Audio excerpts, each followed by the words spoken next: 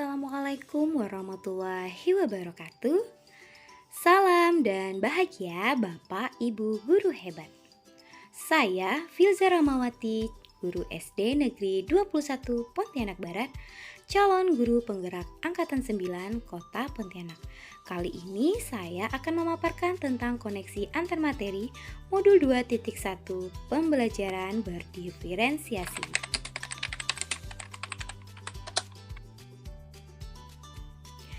Pembelajaran berdiferensiasi adalah usaha guru dalam menyesuaikan proses pembelajaran di kelas untuk memenuhi kebutuhan belajar murid. Setiap anak adalah unik, mereka punya kelebihan dan kekurangannya masing-masing. Begitu pula dengan minat gaya belajar, kebiasaan pola pikir, kemampuan literasi, dan lain pastinya berbeda, bukan?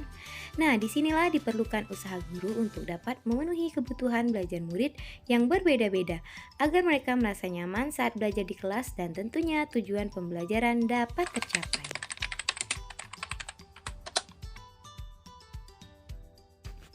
Berikut adalah hal-hal yang dapat dilakukan oleh seorang guru untuk menerapkan pembelajaran berdiferensiasi. Memahami tujuan pembelajaran, kemudian mengetahui dan merespon kebutuhan belajar murid, dan yang ketiga, menciptakan lingkungan belajar yang mengundang murid untuk belajar, dan melakukan manajemen kelas yang efektif, dan terakhir, melakukan penilaian berkelanjutan. Ada 3 aspek yang berkaitan dengan kebutuhan belajar murid.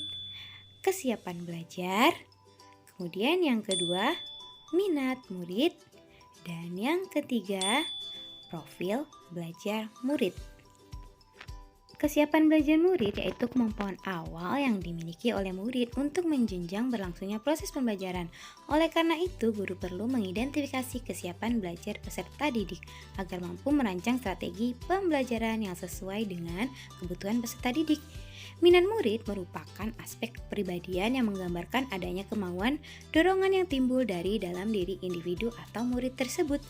Profil belajar murid adalah informasi yang berkaitan dengan karakteristik setiap murid, baik di lingkungan, budaya, gaya belajar, dan sebagainya yang akan mempengaruhi gaya cara kebiasaannya dalam belajar. Adapun cara mengidentifikasi kebutuhan belajar murid, yang pertama mengamati perilaku murid-murid, kemudian yang kedua mengidentifikasi pengetahuan awal, yang ketiga mereview dan merefleksi praktik pembelajaran, keempat, berbicara dengan guru murid sebelumnya. Dan yang kelima, membaca rapot murid di kelas sebelumnya. Dan yang terakhir, menggunakan berbagai penilaian formatif dan diagnostik. Adapun strategi pembelajaran berdiferensiasi yang dapat dilakukan yaitu dengan melakukan diferensiasi yang pertama yaitu konten, kemudian diferensiasi proses, dan diferensiasi produk ataupun ketiganya. Konten berkaitan dengan hal-hal yang akan kita sampaikan, misalnya materi, konsep, keterampilan yang perlu dipelajari berdasarkan kurikulum.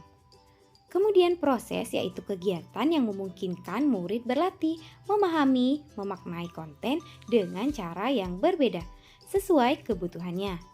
Dan produk yaitu bukti yang menunjukkan bahwa murid telah memahami dengan cara membedakan atau memodifikasi produk berbagai hasil belajar, penerapan dan pengembangan yang dilakukan. Bagaimana keterkaitan modul pembelajaran berdiferensi dengan modul-modul lainnya, baik antara modul 1.1, 1.2, 1.3, dan 1.4. Berikut penjelasan keterkaitan modul 2.1 dengan modul 1.1, yaitu agar dapat melakukan pembelajaran berdiferensiasi, guru harus berusaha untuk memenuhi kebutuhan belajar murid dengan menyadari karakteristik murid sesuai kodrat alam dan kodrat zaman sesuai filosofi pendidikan Ki Hajar Dewantara. Kemudian modul 2.1 dengan 1.2, yaitu seorang guru harus berpihak pada murid, mandiri, reflektif, inovatif, dan kolaboratif dalam merancang dan melaksanakan pembelajaran berdiferensiasi agar mampu memenuhi kebutuhan belajar murid. Dengan demikian, seorang guru dapat mewujudkan kepemimpinan murid dengan menuntun murid merdeka belajar. Hal ini sesuai dengan nilai dan peran guru penggerak. Kemudian modul 2.1 dengan modul 1.3, yaitu pembelajaran berdiferensiasi dapat menjadi salah satu strategi guru dalam mencapai visi guru penggerak. Dan yang terakhir, modul 2.1 dengan modul 1.4. Dalam pelaksanaan pembelajaran berdiferensiasi, keyakinan kelas yang disusun antara guru dan murid dapat dijadikan pedoman agar proses pembelajaran dapat berjalan, baik sesuai dengan nilai-nilai kebajikan, universal, atau budaya positif. Nah, sekian pemaparan dari saya. Wassalamualaikum warahmatullahi wabarakatuh. Salam dan bahagia Bapak Ibu guru hebat.